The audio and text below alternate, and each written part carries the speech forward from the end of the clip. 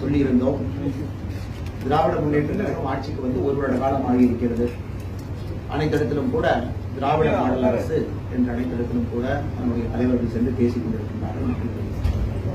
அதே நேரத்திலே ஆட்சிக்கு வந்து இந்த ஒரு வருட காலத்துல லஞ்ச லாவண்யம் ஊழல் அனைத்திடத்திலும் கூட தலைவரித்து ஆடுகிறது என்றும் கூட ஒரு குற்றச்சாட்டை பாரதிய ஜனதா கட்சி வைத்திருந்தது. பல இடத்திலே நம்முடைய மாண்புமிகு முதலமைச்சர் அவர்கள் இதை சரி செய்வதாக சொல்லியிருந்தாலும் கூட அது எங்கேயும் கூட சரி செய்யப்படாமல் அப்படியேதான் அது நடந்து கொண்டிருக்கிறது. இதில் பல அமைச்சர்களுக்கு குறிப்பாக முதலமைச்சர் அவருடைய குடும்பத்திற்கும் கூட நேரிடத்திலே தொடர்பு வருவதை நாம் பார்த்து கொண்டிருக்கின்றோம். இன்று பாரதிய ஜனதா கட்சி 2 விஷயங்களை மக்கள் மன்றத்தில் பத்திரிகையாளர் சந்திப்பு மூலமாக வைப்பதற்காக உங்களை அழைத்திருக்கின்றோம். முதல் விஷயம் உங்களுக்கு தெரியும், நம்முடைய கர்ப்பிணி பெண்களுக்கு அம்மா நியூட்ரிஷன் கிட் அதை வந்து பல காலமாக நம்முடைய அரசு கொடுத்துக் கொண்டு வருகிறது. அனைத்து இந்திய அண்ணா திராவிட முன்னேற்ற கழக அரசிலிருந்து இது நடந்து கொண்டு வருகிறது. அம்மா நியூட்ரிஷன் கிட் திமுக அரசு வந்த பிறகு இந்த அம்மா நியூட்ரிஷன் கிட் என்பது வெறும் நியூட்ரிஷன் கிட்டாக அம்மா என்கின்ற வார்த்தையை அவர்கள் நீக்கிவிட்டு நியூட்ரிஷன் கிட் என்கின்ற வார்த்தையை வைத்து அந்த கிட்டை வச்சிருக்காங்க. இந்த அம்மா நியூட்ரிஷன் கிட்ல என்ன இருக்குன்னு பாத்தீங்கன்னா, குறிப்பாக கர்ப்பிணி பெண்களுக்கு நாம் கொடுக்கக்கூடிய ஒரு மதர்ஸ் ஹெல்த் மிக்ஸ் அதுல இருக்கும். அந்த ஹெல்த் மிக்ஸ் தாண்டதுக்கு அப்புறம் ஒரு அல்பெண்டசால் அப்படின்னு ஒரு டேப்லெட் இருக்கும், டிவார்மிங், ஒரு பிளாஸ்டிக் கப் இருக்கும், ஒரு டவல் இருக்கும், ஒரு ஆவி நிறுவனத்தினுடைய நெய் இருக்கும், டேட்ஸ் பெருச்சம்பழம் டீசீடட் டேட்ஸ் இருக்கும். இது அனைத்தும் வைத்துக் கொள்வதற்கு ஒரு பிளாஸ்டிக் டப்பா, பிளாஸ்டிக் ஹேண்ட் இருக்கும். இதுல மிக மிக முக்கியமானது நம்முடைய mother's health mix. Mother's health mix தான் ரொம்ப முக்கியமானது. அது கர்ப்பிணி பெண்களுக்கு நம்முடைய அரசு வழங்குகிறது. அவர்களுக்கு போதிய ஊட்டச்சத்து வேண்டும் என்பதற்காக இப்போ திமுக அரசு வந்த பின்பு department of public health and preventive medicine இவர்கள் வந்து எப்படி இந்த நியூட்ரிஷன் கிட்டை வந்து முறையான முறையில் இன்னும் கொஞ்சம் செம்மைப்படுத்தலாம், நன்றான முறையில் எடுத்து செல்லலாம் என்று இவர்கள் மீட்டிங் போட்டுக்கிட்டே இருக்கிறாங்க. இவங்க போட்ட முதல் மீட்டிங் பாத்தீங்கன்னா மார்ச் மாதத்துல இவர்கள் முதல் மீட்டிங்கை போட்டு மார்ச் 8ஆம் தேதி 15ஆம் தேதி department of public health and preventive medicine அவங்க இந்த மீட்டிங்ல வந்து இந்த நியூட்ரிஷன் கிட்ல என்ன பொருளா வைக்கலாம், என்ன பொருளா நீக்கலாம் அப்படின்னு பேசுறாங்க. அதுல இதற்கு முன்னாடி இதுக்கு இருந்த 8 பொருள்ல புரோபியல் ஹெல்த் மிக்ஸ் அப்படின்னு ஒரு தனியார் நிறுவனத்தினுடைய பொருள் இருந்துச்சு. அதை வந்து இந்த technical committee department of public health and preventive medicine அவர்கள் ஒரு டெக்னிக்கல் கமிட்டி போட்டு ஸ்டேட் பிளானிங் கமிஷனுடைய வைஸ் சேர்மன் அவங்களுடைய தலைமையில் அந்த டெக்னிக்கல் கமிட்டி நடந்து அதுல இந்த பிரைவேட் கம்பெனியினுடைய புரோபியல் மிக்ஸ் வேண்டாம், அதற்கு பதிலாக ஆவின் ஹெல்த் மிக்ஸ் அரசு நிறுவனமான ஆவின் நிறுவனத்தினுடைய ஹெல்த் மிக்ஸை பயன்படுத்த வேண்டும். ஏன்னா இதான் ரொம்ப காஸ்ட்லி. இந்த மொத்த பொருள்லயே பாத்தீங்கன்னா கிட்டத்தட்ட 80% விலை வந்து இந்த ஹெல்த் மிக்ஸுக்கு மட்டும்தான் அரசு கொடுத்து வாங்குறாங்க. அது ஆரம்பத்தில் வந்து ஸ்க்ரூட்னி பண்ணாங்க, ஆவின் பொருளை சேர்த்துக்கலாமா அப்படின்னு. அதன் பின்பு 15ஆம் தேதி நடந்த மீட்டிங்ல வந்து தரத்தை எல்லாம் பார்த்துட்டு சேர்த்துக்கலான்னு முடிவெடுத்தாங்க. அதன் பின்பு 31ஆம் தேதி மார்ச் 2022 நடந்த மீட்டிங்ல பாத்தீங்கன்னா அதுல ஃபைனலா முடிவெடுத்து டெக்னிக்கல் கமிட்டி அப்ரூவல் வாங்கி அந்த புரோபியல் மிக்ஸ் அந்த பிரைவேட் கம்பெனி மிக்ஸை எடுத்துட்டு ஆவின் ஹெல்த் மிக்ஸ் அதை வந்து உள்ள கொண்டு வந்து தமிழக அரசு நிறுவனத்தை கொண்டு வந்து இதனுடைய விலையை குறைப்பதற்கு கூட முயற்சி எடுத்து அவங்க ரெக்கமெண்ட் பண்ணி வச்சிருந்தாங்க. நமக்கு தெரியும் மொத்தமா எவ்வளவு நாம இதை வாங்குறோம்னு பாத்தீங்கன்னா 23,88,000 கிட்டு வாங்குறோம். நியூட்ரிஷன் கிட்டுங்கிறது தமிழக அரசு 23,88,000 கிட்டு 2 வருஷத்துக்கு இதை வாங்குறாங்க. இதுல இந்த மதர்ஸ் ஹெல்த் மிக்ஸ் அப்படிங்கிறது ஒரு பிரைவேட் கம்பெனி. அது இந்த முறை ஸ்டேட்ல இருக்கக்கூடிய planning commission vice chairman, technical committee, department of preventive health எல்லாம் சேர்ந்து அதை வந்து ஆவின் நிறுவனத்துக்கு கொடுக்க வேண்டும் என்று சோதனை செய்து அதை அப்ரூவல் பண்ணி அனுப்பிச்சிட்டாங்க.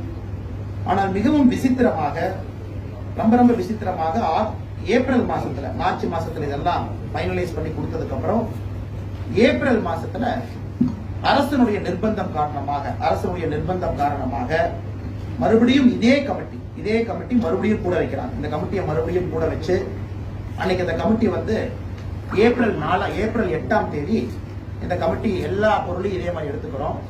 ஆனால் இந்த கடைசி பொருளை மட்டும் I also wish to inform, as per the reference, consultative meeting has again been convened under the chairman of Vice Chairman State Planning Commission to discuss about the sustainability and feasibility of delivering health mix powder produced by Avin.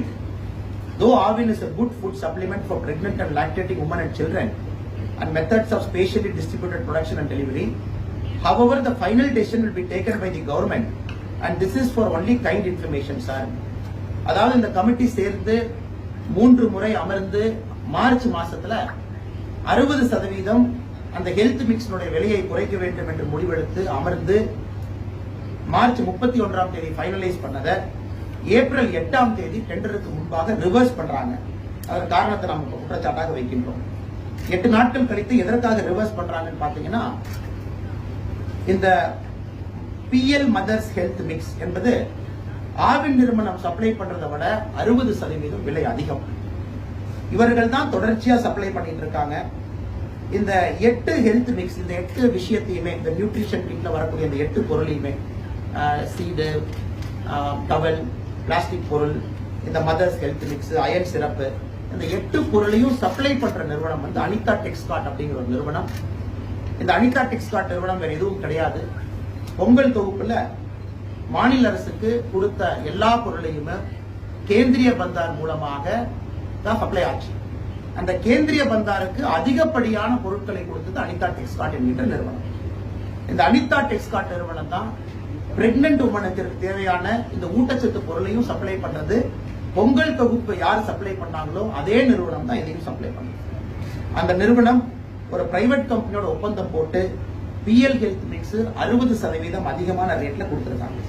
இதற்கு மிக மிக முக்கியமான காரணம், திமுகவினுடைய சொந்த ஆடிட்டராக இருக்கக்கூடிய சண்முகராஜ் அவர்களும், அண்ணா நகரில் இருக்கக்கூடிய ஒரு திமுகவினுடைய எம்எல்ஏ மகன் கார்த்திக் அவர்களும், அவங்க 2 பேருமே சிஎம் செக்ரட்டரி 2 வச்சு யார் இந்த கன்சல்டேட்டிவ் கமிட்டியில் இருந்தாங்களோ அவங்களை மிரட்டி அவங்க எடுத்த முடிவை ரிவர்ஸ் பண்ண வச்சு ஆவின் பொருளை நீக்கிட்டு மறுபடியும் இந்த மதர்ஸ் ஹெல்த் மிக்ஸை வந்து ப்ரோபியல் ஹெல்த் மிக்ஸை கொண்டு வந்து அரசுக்கு இதன் மூலமாக 45 கோடி ரூபாய் லாஸ் ஏற்படுத்தி இருக்கின்றார். 45 கோடி ரூபாய் ஆவினுக்கு கொடுக்காம ப்ரோபியல் ஹெல்த் மிக்ஸ் கொடுத்ததுல 45 கோடி ரூபாய் மாநில அரசுக்கு, மக்களுக்கு, தமிழக மக்களுக்கு நட்டம் ஏற்பட்டிருக்கிறது.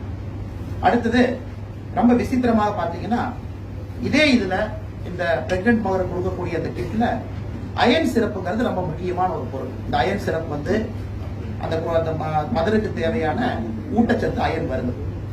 தமிழ்நாட்டில் இருக்கக்கூடிய மெடிக்கல் சப்ளை டிபார்ட்மெண்ட், நம்முடைய மாநில அரசுடைய மெடிக்கல் சப்ளைஸ் டிபார்ட்மெண்ட் இதே 200 ml அயன் சிறப்பை 42 ரூபாய்க்கு வாங்கலாம். ஆனா இதுல அனிதா டெக்ஸ்கார்ட் சப்ளை பண்ற அயன் சிறப்பு வந்து 224 ரூபாய். அதாவது 180 ரூபாய் ஒரே அரசுல மெடிக்கல் சப்ளைஸ் டிபார்ட்மெண்ட் தமிழ்நாடு அரசு வாங்கும் பொழுது அது 42 ரூபாய். அதே பொருளை அனிதா டெக்ஸ்கார்ட் நிறுவனம் ஒரு பேக்கேஜாக மாநில அரசு கொடுக்கும் பொழுது இந்த டெண்டர்ல அது வந்து 224 ரூபாய். இதுல 32 கோடி ரூபாய் நம்முடைய மாநில அரசுக்கு இதன் மூலமாக நட்டம் ஏற்பட்டிருக்கிறது. ஆக மொத்தம் 77 கோடி ரூபாய் இந்த 2 பொருள்ல மட்டும். ஒரு பொருளை வந்து மெடிக்கல் சப்ளை டிபார்ட்மெண்ட்ல வாங்கியிருக்கலாம், இன்னொரு பொருள்ல ஆவின் நிறுவனம் வாங்கின ரேட்டை விட 40% கொடுக்க, அதாவது 60% குறைச்சலாக 40% ரேட்டு கொடுப்பதாக ஆவின் நிறுவனம் சொல்லியும் கூட, அதை டெக்னிக்கல் கமிட்டி ஏத்துக்கிட்டும் கூட, அதை வந்து ஏன் வந்து மாநில அரசு, குறிப்பாக ஆடிட்டர் சண்முகராஜ் அவர்களும் அண்ணா நகர் கார்த்திக் அவர்களும் தனிப்பட்ட நபர்களாக அரசின் மீது மிகப்பெரிய தாக்கத்தை ஏற்படுத்தி கொண்டிருக்கின்றார்கள்.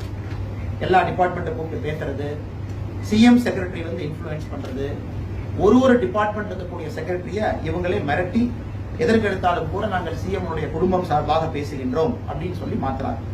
அதற்கான டாக்குமெண்ட் உங்களுக்கு நாங்க இன்னைக்கு கொடுக்கிறோம். அதாவது முதல்ல போட்ட மீட்டிங், குறிப்பாக மார்ச் மாசம் 7ஆம் தேதி மீட்டிங்ல ஆவினை எடுக்கலாமா அப்படின்னு அவங்க முடிவெடுத்தாங்க. அந்த மீட்டிங்கான தரவு இருக்கு. இதுலதான் மார்ச் மாசம் 7ஆம் தேதி நீங்க பாத்தீங்கன்னா ஆவினுக்கு கொடுக்க வேண்டும் என்று முடிவெடுத்திருந்தாங்க. அந்த ஆவினுடைய டெக்னிக்கல் ஃபீசிபிலிட்டி எல்லாம் ஸ்டடி பண்ணி இது நல்ல ஒரு பொருள் தான் அப்படிங்கறத 15ஆம் தேதி மார்ச் மீட்டிங்ல முடிவெடுத்தாங்க. அதன் பின் அந்த கமிட்டி திரும்ப அமர்ந்து 31ஆம் தேதி மார்ச் இந்த டேட் பாத்தீங்கன்னா, இதுல வந்து முதல் பொருள் ஆவின் அப்படிங்கிற பொருளை ரீப்ளேஸ் பண்ணிட்டாங்க. ப்ரோபியல் அப்படிங்கறத தூக்கிட்டு ஆவின் தான் சரியாக இருக்கும் என்று சொல்லி ஆவினை ரீப்ளேஸ் பண்ணி அவங்க ஆர்டர் போட்டதுக்கு அப்புறம் டெண்டர் இஷ்யூ பண்றதுக்கு முன்னாடி ஏப்ரல் 8ஆம் தேதி, இதை பாத்தீங்கன்னா தெரியும், ஏப்ரல் 8ஆம் தேதி மறுபடியும் இதற்காக ஒரு கமிட்டி அமைத்து ரிலீஸ் பண்ணிடுறோம். ஏப்ரல் 8ஆம் தேதி மறுபடியும் அவர்கள் கூடி, கடைசி பேரா படிச்சீங்கன்னா தெரியும், ஆவின் ரொம்ப நல்ல பொருள் தான், ஆனா இருந்தாலும் மாநில அரசு இந்த முடிவு எடுக்கட்டும்னு சொல்லிட்டு இந்த கமிட்டி வந்து மாநில அரசுக்கு இந்த பொறுப்பை கொடுக்கிறோம் அப்படின்னு அந்த கமிட்டிலேயே டைப் பண்ணி கடைசி பேரால வாங்க வச்சிருக்காங்க. இதன் மூலமாக மாநில அரசுக்கு ஏற்பட்டிருக்கக்கூடிய நட்டம் 77 கோடி ரூபாய். அதே நேரத்தில் இந்த அனிதா டெக்ஸ்கார்ட் எடுத்துக்கக்கூடிய மொத்த கான்ட்ராக்ட் வேல்யூ 450 கோடி ரூபாய், 450 crore, 23 லட்சம் நியூட்ரிஷன் கிட்டுடைய மொத்த விலை 450 கோடி ரூபாய். அதாவது பொங்கல் தொகுப்புல மிக மோசமான பொருளை கொடுத்து அதன் மூலமாக மக்கள் இறந்தே போயிடுவாங்கன்னு பயம் இருந்த ஒரு நிறுவனம் இன்னைக்கு லாக்டேட்டிங் மதர், பிரெக்னன்ட் மதர், அவங்களுக்கு இந்த நியூட்ரிஷன் கிட்ல தரம் குறைவான பொருளை கொடுப்பது எப்படி ஏற்றுக்கொள்ள முடியும்? அதை விட பெட்டரா இருக்கக்கூடிய ஆவினை ஏன் வந்து நம்முடைய மாநில அரசு வேண்டாம் என்று சொன்னார்கள்? இது எங்களுடைய முதல் குற்றச்சாட்டு. இது முடிந்தவுடன் பிரஸ் மீட் முடிச்ச உடனே இந்த காப்பி உங்களுக்கு எல்லாமே நாங்க பேசினது எல்லாமே பிரஸ் நோட் மூலமாக நாங்க உங்களுக்கு கொடுத்துறோம். அவங்களுடைய இன்டர்னல் டாக்குமெண்ட் அனைத்துமே வந்துவிடும். இதற்கு மாநில அரசு நிச்சயமாக பதில் சொல்ல வேண்டும். உடனடியாக இந்த டெண்டர் ஓபன் ஆகாம இருக்கு. அதுல L1 வந்து அனிதா டெக்ஸ்கார்ட் தான் இருக்காங்க. எனி டைம் இந்த டெண்டர் ஓபன் செய்யப்படும். இந்த டெண்டரை உடனடியாக கேன்சல் பண்ணணும். உடனடியாக கேன்சல் பண்ணி இந்த ப்ரோபிஎல் மிக்ஸுக்கு பதிலா மாநில அரசு 31/3/2022 அந்த டிபார்ட்மெண்ட் ஆஃப் பிரிவென்டிவ் ஹெல்த் அவங்க எடுத்த முடிவின்படி ஆவின் நிறுவனத்துக்கு அதை கொடுத்து எல்லாமே ஆவின் பால தைரியமாக குடிக்கும் பொழுது ஆவின் நிறுவனத்தினுடைய ஹெல்த் மிக்ஸை ஒரு தாய்க்கு கொடுப்பதிலே மாநில அரசுக்கு என்ன பிரச்சனை? ஆனால் உடனடியாக டெண்டரை கேன்சல் பண்ணிட்டு ஆவின் நிறுவனத்துக்கு இதை கொடுக்க வேண்டும் என்பது பாரதிய ஜனதா கட்சியினுடைய கோரிக்கை. இரண்டாவது, சகோதர சகோதரிகளே, எங்கே பார்த்தாலும் கூட தமிழகத்தில் அதிகமா இருப்பது ஜி ஸ்கொயர். ஜி ஸ்கொயர் நிறுவனம் எங்க பார்த்தாலும் கூட, எந்த ரோட்ல பார்த்தாலும் கூட இருக்கும். இப்ப ஜி ஸ்கொயர் முன்னேற்ற கழகமாக சென்னையினுடைய சிஎம்டிஏ மாறி இருக்கு. சென்னையினுடைய நமக்கு தெளிவா எக்ஸ்பிளைன் பண்ணணும் அப்படின்னா, ஒருத்தர் ஒரு லேண்டை வாங்குறாங்க, அதை பிளாட் போடுறாங்க, டெவலப் பண்றாங்க, மக்களுக்கு விற்கிறாங்க. அது பாத்தீங்கன்னா தமிழ்நாட்டை பொறுத்த வரைக்கும் மெயின் அப்ரூவல் கொடுக்கிறது சென்னை மெட்ரோபாலிட்டனுக்குள்ள சிஎம்டிஏ அப்படின்னு ஒரு அமைப்பு இருக்கு. சென்னை மெட்ரோபாலிட்டன் டெவலப்மெண்ட் அத்தாரிட்டி, இது சென்னைக்குள்ள இருக்கு. இதை தவிர தமிழ்நாடு முழுவதும் இருந்து வரக்கூடிய லேண்ட் அப்ரூவலுக்கு டிடிசிபி இருக்கு. 2 அமைப்புகள் இருக்கு. நமக்கு தெரியும், ஒரு சாதாரணமா நீங்கள் நானும் போய் ஒரு லேண்ட் அப்ரூவல் வாங்குறோம் அப்படின்னா முதல்ல ஃபைல் சப்மிஷன் 1 நாள், சைட் இன்ஸ்பெக்ஷன் ரூல் படி 14 நாள், டாக்குமெண்ட் ஸ்க்ரூட்டினி 15 நாள், யூஏ லெட்டர் 5 நாள், அட்வைசரி ஃபீ கட்டுறதுக்கு 15 நாள், ரோடு பேட்டர்ன் கிஃப்ட் டீட் 10 நாள், சப்மிஷன் ஆஃப் கிஃப்ட் டீட் 5 நாள், ரிலீஸ் ஆஃப் கிஃப்ட் டீட் 10 நாள், ரெஜிஸ்டர் ஆஃப் கிஃப்ட் டீட் 5 நாள், final plan to local body 85 நாள், site inspection by local body மொத்தமாக 100 நாள், ஃபீ அட்வைஸ் 10 நாள், ரேரா அப்ரூவல் 50 நாள், மொத்தமாக 200 நாள் ஆகும். ஒரு டாக்குமெண்ட் வந்து ஆரம்பத்திலிருந்து கடைசி வரைக்கும் போய் லேண்ட் கன்வர்ஷன் ஆகி சிஎம்டிஏலயோ டிடிசிபிலயோ அப்ரூவல் முடிச்சு ரேரா வந்து மத்திய அரசு கொண்டு வந்திருக்கக்கூடிய புதிதான ஒரு கன்சல்டேட்டிவ் ஒரு ரெகுலேட்டரி பாடி. ரேராக்குள்ள போய் வெளியே வர்றதுக்கு 200 நாள் ஆகும். இதுதான் தமிழ்நாட்டில் இத்தனை காலமாக நடந்து கொண்டிருக்கிறது. இப்ப திமுக ஆட்சிக்கு வந்த பிறகு ஜி ஸ்கொயர் நிறுவனத்தினுடைய முக்கியமான ப்ராஜெக்ட் நம்ம பார்ப்போம். கோயம்புத்தூர்ல 122 ஏக்கருக்கு ஒரு லேஅவுட் போட்டிருக்காங்க. டிடிசிபி அப்ரூவல் கொடுத்த நாள் 22/7/2021. லோக்கல் பாடி டிடிசிபி அப்ரூவல் ஆகி லோக்கல் பாடி அப்ரூவல் ஆன நாள் 28/7/2021. அதாவது கொடுத்த 6 நாள் அப்ரூவல். ரேரா அப்ரூவல் வந்து கொடுத்த 2 நாள் அப்ரூவல். மொத்தமாக 8 நாள். 200 நாட்களாக இருப்பது ஒரு மரபு. ஆனா அரசு அதோட அதிகமாக தான் எடுத்துக்குவாங்க. 300 350 ரொம்ப பிரஷர் போட்டு எங்கேயாச்சும் ஒரு இடத்துல லஞ்சம் கஞ்சம் எல்லாம் கொடுத்து இங்க கம்ப்ளைண்டா வருது நம்ம பார்த்தோம்னா அது 150 நாள் ஆகும். ஆனா 8 நாள்ல ஒரு கோயம்புத்தூர்ல இருக்கக்கூடிய 122 ஏக்கர் லேஅவுட்டினுடைய வேலையை 8 நாள்ல முடிச்சிருக்காங்க. ஆனா நமக்கு தெரியும், சிஎம்டிஏ அப்ரூவல் வாங்கிட்டு லோக்கல் பாடி அப்ரூவல் வாங்கும் பொழுது அதுக்குள்ள ரோடு போட்டிருக்கணும், பார்க்குக்கு இடம் விட்டுருக்கணும். அது எல்லாமே எப்படி 5 நாள்ல போட்டாங்கன்னு யாருக்குமே தெரியாது. இதை விட விசித்திரம், இந்த ஈகட்டூர் லேண்ட பாத்தீங்கன்னா 12 நவம்பர்ல டிடிசிபி அப்ரூவல், 15 நவம்பர்ல லோக்கல் பாடி அப்ரூவல், 20 நவம்பர்ல ரேரா அப்ரூவல். நீலாங்கரை ப்ராப்பர்ட்டி 25 ஜனவரி சிஎம்டிஏ டிடிசிபி அப்ரூவல், 31 ஜனவரி லோக்கல் பாடி அப்ரூவல், 4 பிப்ரவரியில ரேரா அப்ரூவல். ரேரா வந்து மத்திய அரசினுடைய ஒரு பாடியாக இருந்தாலும் கூட ரேரால ஆளுகளை போடுற பொறுப்பு அனைத்துமே மாநில அரசுக்கு மத்திய அரசு கொடுத்திருக்கு. சோ மாநில அரசு ரேரால யார் வரணும் அப்படிங்கறத மாநில அரசு தீர்மானிக்கிறாங்க. இதையெல்லாம் தாண்டி ஜி ஸ்கொயர் இதுவரைக்கும் தமிழ்நாட்டில் செய்திருக்கக்கூடிய 15 major development, 15 major land development எடுத்து பார்த்தோம்னா, இஞ்சப்பாக்கம்ல 2, நீலாங்கரை, கோயம்புத்தூர், இஞ்சப்பாக்கம் இன்னும் 2, நீலாங்கரை, குன்னக்காடு, ஈகட்டூர், உப்புளிப்பாளையம், மறுபடியும் கோயம்புத்தூர், இந்த 15 பாத்தீங்கன்னா அனைத்துமே 20 நாட்களுக்குள்ள இதை செஞ்சிருக்காங்க. இது எப்படி அப்படின்னு நீங்க கேட்கலாம். அங்கதான் விஞ்ஞான ஊழல், திமுகவுடைய விஞ்ஞான ஊழல் இங்க இருக்கு. திமுக ஆட்சிக்கு வந்த உடனே முதலா ஒரு ஜிஓ போடுறாங்க. இப்ப இருந்து சிஎம்டி அப்ரூவல் வந்து ஆன்லைன் மூலமாக மட்டும்தான் நடக்கும், ஆஃப்லைன்ல யாருமே வந்து அப்ரூவல் கொடுக்க கூடாதுன்னு திமுக ஆட்சிக்கு வந்தவுடன் செய்கின்ற முதல் வேலை. அவங்க அதை சொன்ன உடனே ஆன்லைன் சிஎம்டில ஆன்லைன் வந்து ஓபன் ஆகுது, லிங்க் எல்லாம் போய் அப்ரூவலுக்கு சப்மிட் பண்ணிடணும். ஆனால் ஆச்சரியம் என்னன்னா, எப்பவெல்லாம் ஜி ஸ்கொயர் அப்ரூவல் சப்மிட் பண்றாங்களோ அதற்கு 1 மணி நேரம் மட்டும்தான் இந்த ஆன்லைன் லிங்க் ஓபன் ஆகும். ஜி ஸ்கொயர் சப்மிட் பண்ணி முடிச்ச உடனே 1 மணி நேரம் கழிச்சு இந்த ஆன்லைன் லிங்க் க்ளோஸ் ஆகும். அதனால யாருமே எங்கேயுமே லேண்ட் வாங்கக்கூடாது அப்படிங்கிற ஒரே ஒரு காரணத்திற்காக இந்த ஆன்லைன் லிங்க் வந்து ஜி ஸ்கொயருக்கு மட்டும்தான் எனேபிள் பண்றாங்க. தமிழ்நாட்டில் இருக்கக்கூடிய சாதாரணமான லேண்ட் டெவலப்பர், அவங்க மிகப்பெரிய லேண்ட் டெவலப்பரா இருந்தாலும் கூட நீங்க விசாரிச்சு பார்க்கலாம், யாருமே சிஎம்டி ஆன்லைன் லிங்க்ல உள்ள அனுப்பி அது வெளியே வர்றதுக்கு வாய்ப்பே கிடையாது. ஆனா இதுக்கு எல்லாமே செக் அண்ட் பேலன்ஸ் எப்படி வச்சிருக்காங்கன்னா, சிஎம்டிஏ டிடிசிபிக்கு செக் அண்ட் பேலன்ஸ் வந்து ரேரா, இது அனைத்துக்குமே செக் அண்ட் பேலன்ஸ் வந்து கிரீடா. இந்த அனைத்து நிறுவனத்திலும் கூட நம்முடைய முதலமைச்சர் அவருடைய குடும்பத்தில் இருக்கக்கூடிய முக்கியமான புள்ளிகள் உள்ள நுழைஞ்சிட்டாங்க. அதுவும் எவ்வளவு அருமையா சிஎம்டிஏ பண்ணிருக்காங்கன்னா, திமுக ஆட்சிக்கு வந்த பின்பு சிஇஓ இல்லாத சிஎம்டிஏக்கு ஒரு சிஇஓ முதலா ஒரு போஸ்டை கிரியேட் பண்ணி சிஇஓ அப்படிங்கிற ஒரு பதவியை கொண்டு வர்றாங்க. இந்த சிஇஓ அப்படிங்கிறவரோட வேலை என்னன்னா, ஜி ஸ்கொயரை தவிர யார் அப்ரூவ் பண்ணாலும் கூட அந்த அப்ரூவல் ப்ராசஸை ஹோல்டு பண்றதுக்காக ஒரு புதிதாக ஒரு போஸ்டை உருவாக்கி அதற்கு சிஇஓ அப்படின்னு கொடுத்திருக்காங்க. இதுல சீனியர் பிளானர் அப்படிங்கிறவர் சிஎம்டிஎல் ரொம்ப முக்கியமானவர். இப்ப ருத்ரமூர்த்தி அப்படிங்கிற ஒரு மனிதர் இருக்காரு. நீங்க போய் அவர்கிட்ட கேட்டீங்கன்னா அவர் சொல்ற காமன் டயலாக் என்னன்னா, நான் வந்து முதலமைச்சர் குடும்பத்தினுடைய ஆளு, எனக்கு எதுவுமே பண்ண முடியாது, எல்லா பேப்பரை கொடுத்துட்டு போங்க, அப்ரூவல் கொடுக்கறப்ப தான் கொடுப்போம் அப்படிங்கறத மிக விஞ்ஞான பூர்வமாக ஆன்லைன் மூலமாக அந்த சுவிட்சை வந்து ஜி ஸ்கொயர் ஆபரேட் பண்றப்ப மட்டும் கொடுத்து மிச்ச நேரத்துல அந்த சுவிட்ச் வந்து எப்பவுமே எனேபிள் ஆகும். இதை தாண்டி இப்ப பத்திரிகை நண்பர்கள் ஜி ஸ்கொயர் அதிகமா பேசுறதுனால இப்ப ஜி ஸ்கொயர் நிறுவனத்தை சார்ந்தவர்கள் புதிதாக 6 கம்பெனி ஆரம்பிச்சிருக்காங்க. இந்த 6 கம்பெனியை பத்தி அடுத்த மாசம் நாங்க திரும்ப ரிலீஸ் பண்றோம், எந்தெந்த லேண்ட் வாங்கியிருக்காங்கன்னு. இது வந்து அவங்களுடைய முதல் கம்பெனி. இப்ப ஜி ஸ்கொயர் அதிகமா பேப்பர்ல வரதுனால முதல் கம்பெனியுடைய பெயர் sunshine holdings India private limited. இதுல வந்து முதலமைச்சர் அவருடைய மருமகன் முதல் டைரக்டராகவும் முதலமைச்சர் அவருடைய மகள் 2வது டைரக்டராகவும் சன்ஷைன் ஹோல்டிங் இந்தியா பிரைவேட் லிமிடெட்ல இருக்காங்க. லோட்டஸ் பீவின் டெவலப்பர் எல்எல்பி, இது 2வது நிறுவனம், ஹைதராபாத்ல ரெஜிஸ்டர் பண்ணிருக்காங்க. இதுல வந்து முதலமைச்சர் அவருடைய மருமகன் முதல் டைரக்டராகவும் பிரசாந்த் ரெட்டி தடிசனா அப்படிங்கிறவங்க 2வது டைரக்டராக இருக்காங்க. லுக்கப் மெர்ச்சன்டைஸ் எல்எல்பி, மோகன் கார்த்திக் நாம யார பேசிட்டு இருக்கோமோ அவர் வந்து முதல் டைரக்டராகவும் முதலமைச்சர் அவருடைய மருமகன் சபரீஷன் வேதமூர்த்தி அவர்கள் 2வது டைரக்டராக இருக்காங்க. மேக்ஸ் ஸ்பேஸ் ரியாலிட்டி எல்எல்பி அடுத்த ஒரு நிறுவனம். இதுல மறுபடியும் முதலமைச்சர் அவருடைய மருமகன் டைரக்டர் நம்பர் 1 ஆகும் சபரீஷன் வேதமூர்த்தி. மோகன் கார்த்திக் அண்ணா நகர் அவங்க டைரக்டர் நம்பர் 2 இருக்கிறாங்க. செசக் ஹோல்டிங் அப்படிங்கிற கம்பெனி இப்ப புதுசா வந்து ரியல் எஸ்டேட் அப்ரூவல் பண்ணிருக்காங்க.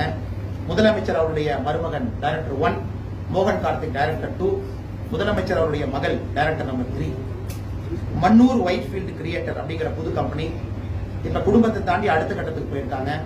அண்ணாநகர் கார்த்திக்குடைய தாய் கீதா மோகன் அவங்க director number 1, G square Bala அவருடைய துணைவியா ஸ்ரீகலா அவங்க டைரக்டர் நம்பர் 2. இப்ப ஜி ஸ்கொயர் தாண்டி இன்னும் புதிதாக 6 நிறுவனங்கள் தமிழ்நாட்டை தாண்டி இப்ப பெங்களூர் ஹைதராபாத் நோக்கி படையெடுத்திருக்காங்க. இதே போல அனைத்து இடத்திலும் கூட அந்த லேண்ட் பார்சல் இவங்க மட்டும்தான் லாக் பண்றாங்க. யாருமே எங்கேயுமே எதுவுமே வாங்க முடியாது, செய்ய முடியாது அப்படிங்கிற அளவுக்கு செய்து கொண்டிருக்கின்றார்கள். ஒரு காலத்துல 2G திமுகவுக்கு முடிவுரை எழுதியிருந்தாங்க. இப்ப ஜி ஸ்கொயர் என்ன நடக்கும் அப்படிங்கறத நம்ம பொறுத்திருந்து பார்க்கணும். இதற்கு நிச்சயமாக நம்முடைய வீட்டு வசதித்துறை அமைச்சர் முத்துசாமி அவர்கள் பதில் சொல்லி ஆகணும். இதற்காக ஒரு அமைச்சர், ஒரு வீட்டு வசதித்துறை அமைச்சர் ஒரு நிறுவனத்திற்கு மட்டும் பர்மிஷன் கொடுக்கறதுக்காக எதற்காக ஒரு டிபார்ட்மெண்ட் நடத்துறாரு? அதுவும் குறிப்பாக ஜி ஸ்கொயர் அப்படிங்கிற பேர் இப்ப பத்திரிகை நண்பர்கள் அதிகமா வந்த உடனே இப்ப புதிதாக 6 கம்பெனிகளை உருவாக்கி இந்த 6 கம்பெனி இப்ப அப்ளை பண்றாங்க. 200 நாளைக்கு மேல ஆகிற ப்ராசஸ் எப்படி 7 நாள், 5 நாள், 4 நாள், அது எப்படி 3 நாள்ல நீங்க 122 ஏக்கருக்கு ரோடு போட்டிருப்பீங்க, 122 ஏக்கர்ல பார்க் கிரியேட் பண்ணிருப்பீங்க, எப்படி அது பாசிபிள்? இது அனைத்தும் கூட முதலமைச்சர் அவர்கள் பதில் சொல்ல வேண்டிய கட்டாயத்தில் இருக்கின்றார்கள். திரும்ப திரும்ப நாம எங்கோ போய் எந்த டாக்குமெண்ட் எடுத்தாலும் கூட அதுல வர்ற பேர் பாத்தீங்கன்னா அண்ணா நகர் கார்த்திக் அவங்க பேர் வருது, ஜி ஸ்கொயர் பாலா அவங்களுடைய பேர் வருது, முதலமைச்சர் குடும்பத்தில் இருக்கிற சிலருடைய பேர் வருது. கண்டிப்பாக இதுல ரொம்ப இதை விட முக்கியம், இது பாத்தீங்கன்னா அதிகார துஷ்பிரயோகம், லஞ்சம், பொதுமக்களுக்கு பாதிப்புன்னு சொல்றதை விட லேண்ட வாங்குறாங்க, லஞ்சம் கொடுக்குறாங்க, சால்வ் பண்றாங்க. இது வந்து அதிகார துஷ்பிரயோகம், லஞ்சமாக எடுத்துக்கலாம். ஆனா முதல்ல நாம சொன்ன இஷ்யூ வந்து ரொம்ப சீரியஸான இஷ்யூ. பொங்கல் தொகுப்பு கொடுத்த ஒரு கம்பெனி மறுபடியும் அதே கம்பெனி வந்து நம்முடைய பிரெக்னண்டா இருக்கக்கூடிய தாயாருக்கு அவங்க கொடுக்கக்கூடிய நியூட்ரிஷன் மிக்ஸ் ஹெல்த் ப்ராடக்ட இதற்கு முன்னாடி கொடுத்த அதே கம்பெனியை மறுபடியும் கொடுக்க சொல்றாங்க. அது பொங்கல் கிட் கொடுத்த கம்பெனி தான் அதனுடைய மொத்த கான்ட்ராக்டராக சப்ளை பண்ணுவது. எப்படி நாம் அதை ஏற்றுக்கொள்ள முடியும்? 42 ரூபாய் ஆய்வு சிறப்ப 224 ரூபாய். இதை விட ஆவின் 60% குறைவாக 40% ஆபரேட்டிங் காஸ்ட் கொடுக்கும் பொழுது இதற்காக ஆவின் நிறுவனத்திற்கு வாய்ப்பு கொடுக்கல. இதற்காக பிளானிங் கமிஷன் ஒன்று உருவாக்குனீங்க. அந்த பிளானிங் கமிஷனுடைய வைஸ் சேர்மன் தலைமையில் நடந்த கூட்டத்தில் எடுத்த முடிவுக்கு எதற்காக முதலமைச்சர் அலுவலகத்திலிருந்து நீங்கள் பிரஷர் கொடுத்து அதை ஏப்ரல் 8ஆம் தேதி அதை மாற்றி மறுபடியும் பிஎஸ் கொடுக்கிறோம் நீங்க சொல்லணும். இது அனைத்தையும் கூட பாரதிய ஜனதா கட்சி இந்த விஷயத்தை நாங்க அபிஷியலா டிவிஎஸ்சி department of vigilance and anti கரப்ஷனுக்கு அபிஷியலாக நாங்க ஒரு கம்ப்ளைண்டாக இதை பதிவு செய்ய போகின்றோம். இதுல டிவிஎஸ்சி அனைத்தையும் கூட இன்வெஸ்டிகேட் பண்ணி முறையான முறையில் ஆக்ஷன் எடுத்து இந்த 450 கோடி ரூபாய் கான்ட்ராக்ட் வாங்கினதுக்கு லஞ்சம் யாருக்கு கொடுத்தாங்க அந்த கம்பெனி அப்படிங்கறதையும் கண்டுபிடிச்சு எந்த பிரஷர் வந்துச்சு அப்படிங்கறதையும் கண்டுபிடிச்சு நடவடிக்கை எடுக்கணும். டிவிஎஸ்சி நடவடிக்கை எடுக்கல அப்படின்னா பாரதிய ஜனதா கட்சி கோர்ட்டை நோக்கி போகும் என்பதையும் கூட இந்த பத்திரிகையாளர் சந்திப்பில் சொல்லிக்கிறோம். இரண்டாவது நாம சொன்ன ஜி ஸ்கொயர் இஷ்யூல இவ்வளவு விஷயங்கள் நடந்து கொண்டிருக்கிறது அப்படின்னு தமிழக மக்களுக்கு தெளிவுபடுத்துறோம். ஜி ஸ்கொயர் செய்யணும் செய்ய வேண்டாம் அப்படிங்கிற நோக்கம் கிடையாது. தமிழகத்தில் இருக்கக்கூடிய மிச்ச டெவலப்பருடைய வயிற்றுல கை வைக்காதீங்க.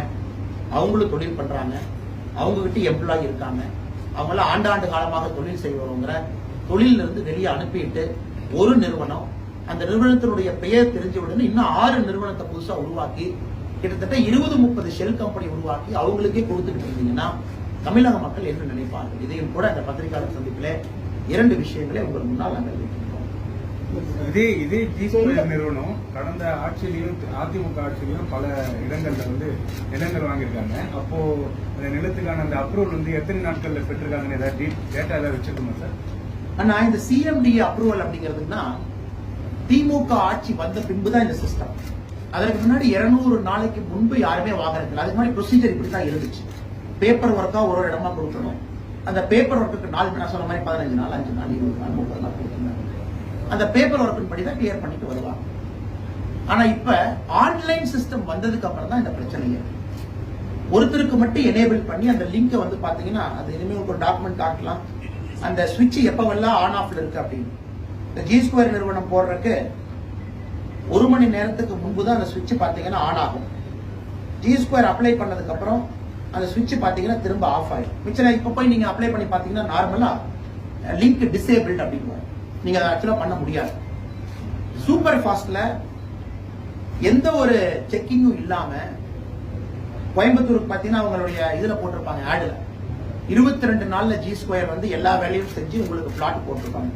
ஆனா வாங்கின டேட் பாத்தீங்கன்னா 6 நாள் தான். கோயம்புத்தூருடைய 122 ஏக்கர் டேட்டை பாத்தீங்கன்னா டிடிசிபி அப்ரூவலுக்கு லோக்கல் பாடி அப்ரூவலுக்கு 6 நாள். 6 நாள் இருக்கும் பொழுது 22 நாள்ல நாங்க ரோடெல்லாம் போட்டு ஜி ஸ்கொயர் சொல்றாங்கன்னா அவங்க மார்க் பண்ண போட்டோவை லோக்கல் பாடிக்கு கொடுத்து அப்ரூவல் வாங்கினாங்க. ரோடே போடாம மார்க் பண்ண ரோடே போடாம மார்க் பண்ண பார்க்கு அதெல்லாம் போட்டுட்டு அப்ரூவல் வாங்கிட்டு விற்கும் பொழுது பண்ணாங்க.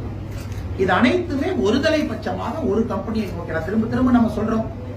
ஆடிட்டர் சண்முகராஜ் அவங்க நம்ம பேர் சொல்றோம் அப்படின்னா இதுல அவருடைய இன்வால்மெண்ட் இருக்கு. நீங்க கவர்மெண்ட் அதிகாரிகிட்ட பேசுனீங்கன்னா எந்த டெண்டராக இருந்தாலும் கூட அவங்களுடைய கவனத்துக்கு செல்லாமல் அந்த டெண்டரை நீங்க ரிலீஸ் பண்ணாதீங்கன்னு சொன்னா ஒரு IAS IPS அதிகாரி எதற்காக அரசு நிறுவனத்துல வேலை செய்யணும், எதற்காக கமிட்டி போடணும், எதற்காக நாங்கள் ஊழல் இல்லாம செய்யணும், எதற்காக முதலமைச்சர் சொல்லணும்.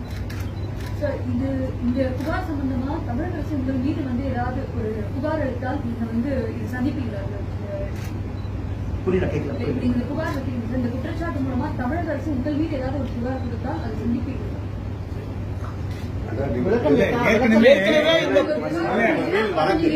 ஏற்கனவே ஜி2 பத்தி செய்தி போட்ட செய்தி நிறுவனங்கள் மீது, யூடியூபர்கள் மீது மேடம், இது இந்த G2 வந்து பாத்தீங்கன்னா, நம்ம G2 எடுப்பதற்கான காரணமே வந்து பத்திரிகை நண்பர்கள் மீது அவங்க போட்ட கேஸ்னால தான். அதை கொஞ்சம் எடுத்து டிக் பண்ணி பார்க்கும் பொழுது எதற்காக இவ்வளவு அவசரம் காட்டுறாங்க? G2 பத்தி யாரு என்ன சொன்னாலும் கூட அந்த போலீஸ் ஸ்டேஷன்ல போய் ஒரு சிவில் கம்ப்ளைண்ட ஒரு கிரிமினல் கம்ப்ளைண்டா மாத்தி இந்த அளவுக்கு மிரட்டுறாங்கன்னு பார்க்கும்பொழுது தான் தெரிஞ்சது. இந்த பர்மிஷன் ஆன்லைன், அதுக்கப்புறம் இந்த சிஸ்டம் ரிக்கிங், 5 நாள் அப்ரூவல் அசுரத்தனமாக செய்து கொண்டிருக்கிறார். நிச்சயமா பாரதிய ஜனதா கட்சி, அதுவும் நான் தலைவர் என்கின்ற முறையில் அதை பேசுறேன், அவர்கள் நிச்சயமாக இனத்தை கொண்டு வந்தாலும் கூட எதிர்கொள்வோம். அதுல எந்த மாற்று கருத்தும் இல்லை. ஏன்னா உண்மை யாருமே பேசக்கூடாது. நீங்க உண்மையை சொன்னா நாங்க 2 நோட்டீஸ் கொடுப்போம், நான் உங்களை வந்து போலீஸ் கேஸ்ல வம்புக்கு இழுப்போம் அப்படின்னா அதற்கு தயாராகத்தான் இருக்கட்டும். ஏன்னா இது முதலும் முடிவும் கிடையாது. இதை இவங்க சரி பண்ணாத வரைக்கும் பாரதிய ஜனதா கட்சி தொடர்ந்து இதை போன்ற ஊழல் குற்றச்சாட்டுகளை கொண்டு வந்துதான் இருக்கு. ஏன்னா இந்த ஆவின் வந்து முதல் முடிவு கிடையாதுன்னா, ஸ்வீட் பாக்ஸ் ஊழல்லையே ஆவின் சம்பந்தப்பட்டிருந்துச்சு. அப்ப முதலமைச்சர் என்ன சொன்னாங்க, ஐயோ ஆவினுக்கு கொடுத்துருங்கன்னு சொல்லி ஆவினுக்கு கொடுத்தாங்க. ஆனா இந்த கேஸ்ல மறுபடியும் ஆவினுக்கு கொடுக்கல. ஆவின் வந்து 40% ஆஃப் பிஎல் காஸ்ட் கொடுக்கறதுக்கு தயாரா இருந்தும் ஆவினுக்கு கொடுக்கல. அந்த பக்கம் கொடுக்கிற கம்பெனி தொங்கல் தொகுப்பு ஊழல்ல சம்பந்தப்பட்ட கம்பெனி. முதலமைச்சர் அவர்கள் பிளாக் லிஸ்ட் பண்றேன்னு சொல்லி எந்த கம்பெனியை பிளாக் லிஸ்ட் பண்ணாரு? அப்படி முதலமைச்சர் பிளாக் லிஸ்ட் பண்ணா ஃபர்ஸ்ட் பிளாக் லிஸ்ட் பண்ண வேண்டிய கம்பெனி இந்த அனிதா டெக்ஸ்டார்ட் ஆகி இருக்கும். அதையும் செய்யல. அவங்க திரும்பியும் இந்த டெண்டர் லைவா வச்சிருக்காங்க. எனி டைம் டெண்டர் ஓபன் பண்ணுவாங்க. இவங்க தான் L1 பிட்டரா இருப்பாங்க. ஏன்னா டெண்டர் ஓபன் ஆகல, பட் டெண்டர் சப்மிஷன் முடிஞ்சது. அப்படி இருக்கும் பொழுது எப்படி முதலமைச்சர் அவர்கள் நேர்மையான ஒரு ஆட்சியை கொடுக்கின்றார்கள்? அவருடைய வாதத்தை நாம் எப்படி ஏற்கணும்? அதனால் நீங்க கேட்ட கேள்விக்கு அவங்க என்ன அஸ்திரத்தை தூக்கிட்டு வந்தாலும் கூட எதிர்கொள்வதற்கு தயாராக இருக்கின்றோம். அதில் எந்த மாற்று கருத்து இல்லை. நிறைய ப்ராஜெக்ட்ஸ் வேற பிரைவேட் நீங்க சொல்லாத நேம்ஸ், ஒரு 5 நேம்ஸ் சொன்னீங்க. நியூ ப்ராஜெக்ட்ஸ் நிறைய வந்து வேற வேற நியூ கம்பெனிஸ் நீங்க பாத்தீங்கன்னா சென்னையிலேயே வேற வேற கம்பெனிஸ் டெவலப் பண்ணிட்டு இருக்காங்க. இல்ல நான் வந்துங்கன்னா ஒவ்வொரு இடத்துல பாத்தீங்கன்னா 79 ப்ராஜெக்ட் நீங்க வளர்க்குறாங்க பாத்தீங்கன்னா நேம் கம்பெனி பட் யாரா கம்பெனி எப்படி அவங்க அப்ரூவல் வாங்கிருப்பாங்க? ஆனா நீங்க ஒரு விஷயம் புரிஞ்சுக்கணும். அதாவது அப்ரூவல் வாங்குறதுக்கு ஒரு கம்பெனிக்கு மட்டும் நீங்க ஃபேவர் பண்றீங்க அப்படிங்கறத நம்ம குற்றச்சாட்டு. மிச்சவங்க எல்லாம் 100 நாள் 200 நாள் எடுத்து அவங்க பொறுமையா அப்ரூவல் வாங்கி மார்க்கெட் வர்றதுக்கு முன்னாடி அந்த டீலை நீங்க முடிச்சுட்டு சேல் பண்ணிட்டு அடுத்த டீலுக்கு போயிருக்கீங்க. இது வந்து நான் சொல்ல, ப்ராப்பர்ட்டி டெவலப்பரா இருக்கக்கூடிய எல்லாரும் சொல்ற கம்ப்ளைண்ட், சார் அட்வான்ஸ் எங்கேயுமே கொடுக்க முடியல, அட்வான்ஸ் யாருமே வாங்க மாட்டாங்க. ஏன்னா நாங்க அட்வான்ஸ் கொடுத்து பேப்பர் எடுத்துட்டு போனா எங்க பேப்பரை டிலே பண்றாங்க. சிஎம்டிஏக்குள்ள எங்களுடைய லிங்கை வந்து டிலே பண்றாங்க. G2க்கு மட்டும்தான் வேக வேகமா எனேபிள் ஆகும். அதுக்கு மத்த எந்த கம்பெனி கொடுக்கலையும் நாம சொல்றோம். மத்த கம்பெனி கொடுக்கறாங்க, G2 கொடுப்பது மிக மிக அதிகம், மத்த கம்பெனி கொடுப்பது மிக மிக குறைவு. அதுக்கு நம்ம சொல்லி இருக்கிற நாட்களை பார்த்தா நீங்க சொல்ற எந்த கம்பெனியுமே 5 நாள் 6 நாள் 7 நாள்ல மொத்த அப்ரூவல் ப்ராசஸ் எந்த கம்பெனியுமே முடிச்சிருக்காங்க. நீங்க சொல்றத பார்த்தா நீங்க ப்ராஜெக்ட் 1 hour தான் நீங்க அந்த லிஸ்ட் ஓபன் பண்ண போனா மத்தவங்களால எப்படி பண்ண முடியுது சார்? அந்த ப்ராஜெக்ட் நீங்க பேப்பர்ஸ் டெய்லி அந்த சாட்டர்டே சண்டே ரியல் எஸ்டேட் எடுத்து பார்த்தாலே நியூ ப்ராஜெக்ட் வருது. டெய்லி பேப்பர்ல front page, back page, centre பேஜ்ல நம்ம எல்லாரும் பார்க்கறது G2 தான். எல்லாரும் பார்க்கறது பேப்பர் ஆட் நீங்க எடுத்து பாத்தீங்கன்னா மேபி கட்டிங் கொண்டு வரல, அது ஒண்ணு மட்டும்தான். மிச்சவங்க பண்ணலாம் 1 ஏக்கர் 30 சென்ட் ஒரு சின்ன ப்ராப்பர்ட்டி டெவலப் பண்ணலாம். ஆனா சென்னையிலயோ தமிழ்நாடோ இப்ப பெங்களூர் ஹைதராபாத்தும் போயிட்டாங்க, பெரிய ப்ராப்பர்ட்டி அதுல கை வைக்கணும் அப்படின்னா G2 தவிர யாருக்குமே எங்கேயுமே பர்மிஷன் கிடைக்கிறது கிடையாது. 30 சென்ட்ல 40 சென்ட்ல எத்தனையோ நண்பர்கள் பண்ணலாம். இல்லையே நான் சொன்னேன் G2 ஐயா போக மாட்டாங்க, அவங்களுக்கு அந்த பர்மிஷன் கிடைக்கலாம். ஆனா பல்கா இருக்கக்கூடிய ப்ராப்பர்ட்டியோ G2 நாங்க செய்யணும்னு நினைக்கக்கூடிய ப்ராப்பர்ட்டி G2 தவிர யாருக்குமே அப்ரூவல் கொடுக்காத அளவுக்கு இந்த சிஸ்டத்தை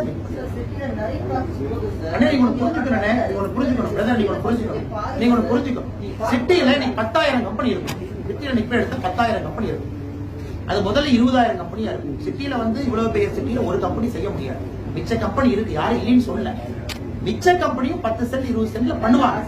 நாம வைக்கிற ஸ்பேஸ் நான் சொல்ல நீங்க புரிஞ்சுக்க நினைக்கிறேன். பிரஸ் நோட்டை திரும்பவும் படிங்க. நாம சொல்றது ஸ்பெசிபிக்கா ஒரு கம்பெனிக்காக சிஸ்டத்தை ரிக் பண்ணி எந்த ப்ராசஸையும் ஃபாலோ பண்ணாம 3 நாள் 4 நாள்ல நீங்க அப்ரூவல் கொடுக்குறீங்க. இது இம்பாசிபிள். 3 நாள் 4 நாள்ல டிடிசிபி இருந்து லோக்கல் பாடி அப்ரூவல் கொடுப்பதற்கு வாய்ப்பே கிடையாது. சைட் இன்ஸ்பெக்ஷன் நடந்திருக்காது, ரோடு போட்டிருக்க மாட்டீங்க, அதுல பார கட்டியிருக்க மாட்டீங்க. எல்லா வயலேஷனும் நீங்க பண்றீங்கன்னு தான் குற்றச்சாட்டை தவிர தமிழ்நாட்டுல 20,000 கம்பெனி ஓரம் கட்டிட்டு ஜி ஸ்கொயருக்கு மட்டும் கொடுக்குறீங்க குற்றச்சாட்டு கிடையாது.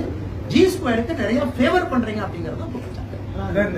இந்த ஊழல் புகார் தொடர்பாக டிவிஎஸ்ல எப்போ சார் கம்ப்ளைண்ட் கொடுத்துருக்கீங்க? ஆனா நாங்க இன்னைக்கு சண்டே, நாளைக்கு நாளானிக்கு நம்முடைய லாயர் விங்கி போய் அதை முறைப்படி நாங்க கம்ப்ளைண்ட் கொடுக்குறோம்.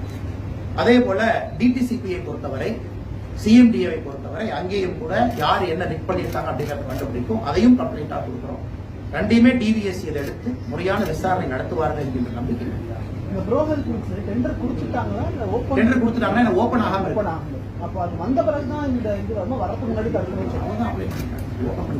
ஒன்லி ஒன் சரி, இது அவங்க தான் எல்வனா இருப்பாங்க. எந்தெந்த அமைச்சர்கள் தொடர்பு இருக்காங்க? ஆனா இந்த ப்ரோ ஹெல்த் மிக்ஸ் அதுல பாத்தீங்கன்னா அமைச்சர் என்றால் நம்முடைய அண்ணன் மா சுப்பிரமணியம் அவர்கள். ஆனா இதுல மா சுப்பிரமணியம் அவர்கள் மீது நான் கம்ப்ளைண்ட் வைக்க விரும்பல.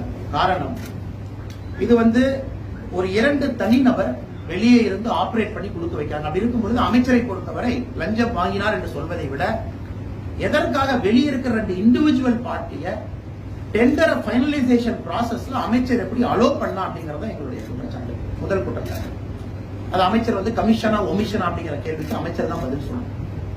இரண்டாவது ஜி ஸ்கொயர் குற்றச்சாட்டை பொறுத்தவரை எங்களுடைய நேரடி குற்றச்சாட்டு ஹவுசிங் மினிஸ்டர் முத்துசாமி அவர்கள் மீது. கண்ணை மூடிக்கொண்டு 1 வருட காலமாக அமைச்சர் எப்படி உட்கார முடியும்? 1 வருட காலமாக எப்படி ஒரு கம்பெனிக்கு மட்டும் நீங்க ஃபேவர் பண்ண முடியும்? 1 வருட காலமாக வேற யாருக்குமே இந்த ப்ராசஸ்ல வந்து ஒரு ஃபேவர் இல்ல ஒரு கம்பெனிக்கு இருக்குன்னா அதற்கு அமைச்சர் மட்டும்தான் முழு பொறுப்பு இருக்கணும். அதுல ஜி ஸ்கொயர் கம்பெனி ஓனர் யாரு, அவங்க எந்த ஃபேமிலி லிங்க், இப்ப நம்ம புதிதாக சொன்ன 6 கம்பெனியினுடைய டைரக்டர் 1 யாரு, டைரக்டர் 2 யாரு, 3 யாரு, வேற வேற பேர் சொன்னாலும் கூட இதுல எங்களை பொறுத்தவரை நேரடி பொறுப்பு ஏற்றுக்கொள்ள வேண்டிய நபர் அமைச்சர் முத்துசாமி அவர்கள் தான் நேரடி பொறுப்பு ஏற்றுக்கொள்ள முடியும். முதல் இஷ்யூ பொறுத்த வரைக்கும் அமைச்சர் மா சுப்பிரமணியம் அவர்கள் தெளிவுபடுத்த வேண்டும். நான் இவ்வளவு பண்றேன், நல்லா பண்றேன், நான் ஓட்டப்பந்தயத்துல ஓடுறேன், மக்கள் நல்லா பாத்துக்கணும்னு நினைக்கிறேன். அப்படி இருக்கும் பொழுது ஆவினுக்கு கொடுக்காம அந்த ப்ரோபியல் ஹெல்த் மிக்ஸ் கொடுக்கறத எப்படி அவர் ஏத்துக்கிட்டாங்க? எப்படி வெளியே இருக்கக்கூடிய ஒரு ஆடிட்டர், பிரைவேட் ஆடிட்டர், ஒரு குடும்பத்தினுடைய ஆடிட்டர் அவர் இன்ஃப்ளூயன்ஸ் பண்றதுக்கு அனுமதி பண்ணலாம். இரண்டாவது, அது பிளாக் லிஸ்ட் ஆக வேண்டிய கம்பெனி எப்படி டெண்டர்ல பார்ட்டிசிபேட் பண்ண அமைச்சர் அனுமதி கொடுத்தார்? இந்த 3 கேள்விகளுக்கும் அமைச்சர் பதில் சொல்லுங்க. இந்த ஆட்சியில திமுக அமைச்சர் தான் சும்மா பேரளவுக்கு தான் இருக்கிறாங்களா? முடிவுகள்லாம் வேற எங்க தான் எடுக்கப்படுதுன்னு சொல்றீங்க? வெளியில இருந்து எடுக்கப்படுது சார். ஆவின்னு சொல்லும் போது அப்ப நாசர் சாருக்கும் இல்ல ஆனா ஒரு விஷயத்துல நாம ரொம்ப தெளிவா இருக்கு. ஏன்னா ஒரு இடத்துல நீங்க நண்பர்கள் சொல்றீங்க தேவையில்லாம நம்ம வந்து அவதூறு பேசக்கூடாது. ஒரு அரசியல் கட்சியாக அந்த கண்ணியம் பேசணும். கண்டிப்பா நாங்க இன்னைக்கு அவதூறு யாரு மேலேயும் சொல்லல. நாம் சொல்வது இது நடந்திருக்கிறது. இதுல இவங்க சம்பந்தப்பட்டிருக்காங்க. முதல்வர் சம்பந்தப்பட்டிருக்காங்க எங்கேயுமே நம்ம சொல்லல. முதல்வர் கவனம் கொடுக்க வேண்டும். முதல்வருடைய குடும்பத்தில் இருக்கிறவங்க இவ்வளவு கம்பெனி ஆரம்பிக்கிறாங்க, இவ்வளவு ப்ராப்பர்ட்டி கை வைக்கிறாங்க, இவ்வளவு அப்ரூவல் ப்ராசஸ் அந்த கம்பெனி கிடைக்குது அப்படின்னா அது முதல்வருக்கு ஒரு தார்மீக ரீதியான ஒரு ரெஸ்பான்சிபிலிட்டி இருக்கு அப்படின்னு நாங்க சொல்றோம். அதே போல முதல்வர் அவர்கள் பொங்கல் தொகுப்புல நான் பேன் பண்றேன்னு சொன்னார். இது வரைக்கும் நீங்க ஏன் சார் பேன் பண்ணல? கேந்திரிய பண்டாருக்கு சப்ளை பண்ண ஒரு கம்பெனிய கர்ப்பிணி பெண்களுக்கு கொடுக்க வேண்டிய அந்த நியூட்ரிஷன் கிட்டுக்கு எதற்காக முதலமைச்சர் அவர்கள் அனுமதி கொடுத்தார்கள்? அவர் கவனத்துக்கு வரலையா? இதெல்லாம் முதலமைச்சர் சொல்லணும். ஆனா எங்க பார்த்தாலும் கூட வெளியிருக்கிற ஆட்கள் தான் கவர்மெண்ட் ஆபரேட் பண்றாங்க. திரும்ப சொன்னது போல பாலா, அண்ணா நகர் கார்த்திக், ஆடிட்டர் சண்முகராஜ் இவங்க தான் திரும்ப எல்லா இடத்துலயுமே இருக்கிறாங்க. இது நிதர்சனமான உண்மை. இதில் எந்த மாற்று கருத்தும் இல்லை. டிவிஎஸ்சி போறீங்கன்னு சொல்றீங்க. டிவிஎஸ்சி மாநில அரசோட கட்டுப்பாடு நடவடிக்கை எடுக்கப்படுமா? இல்ல அடுத்த கட்ட நான் இப்ப மாநில அரசை நம்பி ஆகணும். மாநில அரசு இருக்கக்கூடிய டிபார்ட்மெண்ட் நம்பி ஆகணும். அதனால டிவிஎஸ்சி இதை கொடுக்குறோம். டிவிஎஸ்சி முறைப்படி நடவடிக்கை எடுக்கலாம். இதே டாக்குமெண்ட் ஹைகோர்ட்ல கொண்டு போய் கொடுக்க போறோம், பிரைவேட் கம்ப்ளைண்ட். ஆனா முதல்ல இதற்காக இருக்கக்கூடிய அரசாங்க அதிகாரிகளுக்கு நியாயத்தின் அடிப்படையிலே, தர்மத்தின் அடிப்படையிலே அவர்களுக்கு அந்த வாய்ப்பை கொடுப்போம். நிச்சயமாக நடவடிக்கை எடுப்பார்கள் என்று நம்புவோம்.